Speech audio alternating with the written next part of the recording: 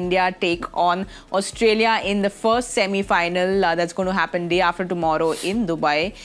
We will have a look at Australia first. We've chatted quite a bit about India, but Australia looked dominant in their last game against Afghanistan before it rained. And of course, we know what they did against England. So Australia's coming in very confident into this game. And also, it's a team which knows how to win tournaments. You cannot write them off ever. They can have a bad start to a tournament, but they know how to bounce back. They know how to win ICC tournaments. It's like as if there is a handbook given over generations that this is what you need to do, this is how you play, this is how you prepare. And come the D-Day or come the most important day, we'll be there. So that is exactly why I would have preferred and wanted to play Australia in the semi-finals. Because just riding on what Kartik said, they know how to win tournaments. So come the finals, they're a different beast. They're different animals. Now, I don't want to use any words, but if look, let me put it this way: South Africa in the finals, they don't know that winning habit yet. Yes.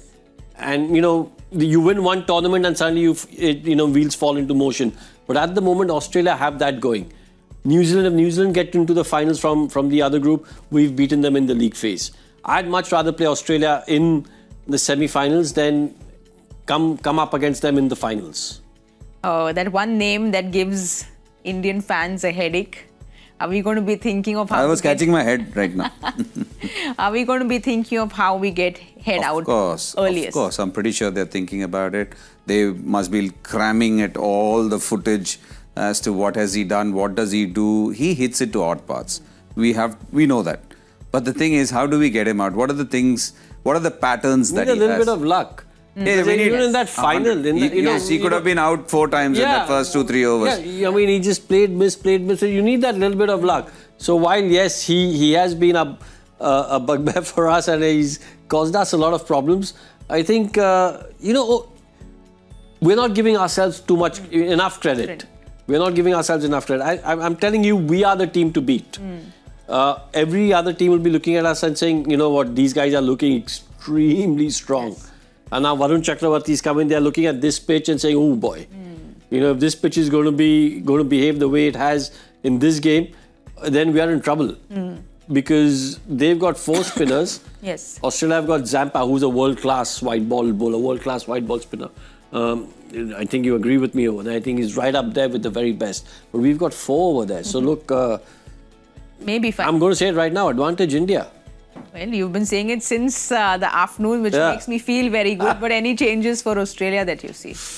Do they have another spinner? I'm just having a look at it. They've got Adam Zampa.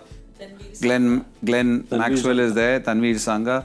But again, it's the confidence that you have in your bowling lineup.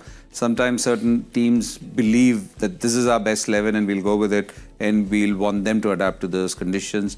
Adam Zampa, of course, is a top-class bowler. But also what suits your game plan. I think that is very, very important. So it'll be interesting. It'll be interesting. They've come in with a few players not being there. In spite of that, Australia is a side which always knows how to win.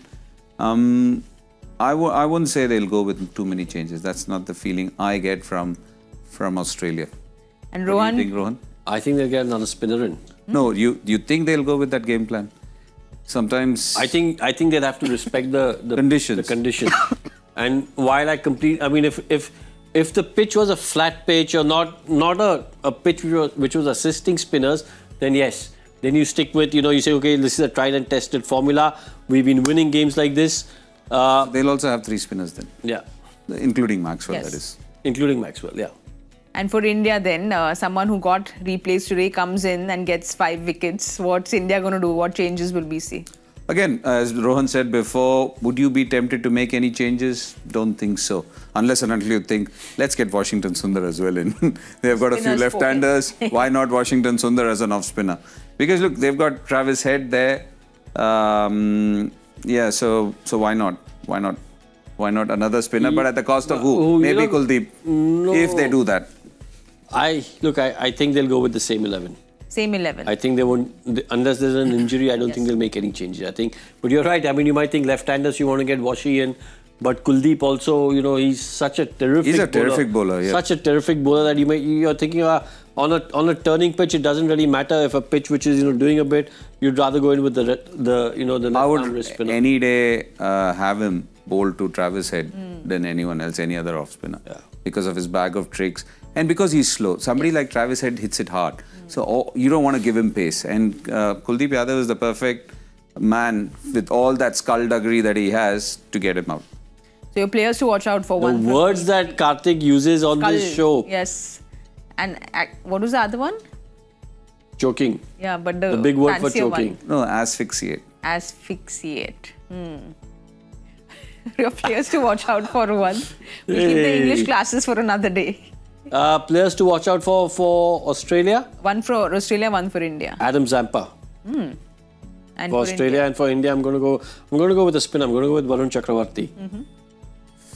Ooh, I'm going with Shubman Gill. Again, he's missed out. Hopefully with the seamers, he's not going to miss out the next time around.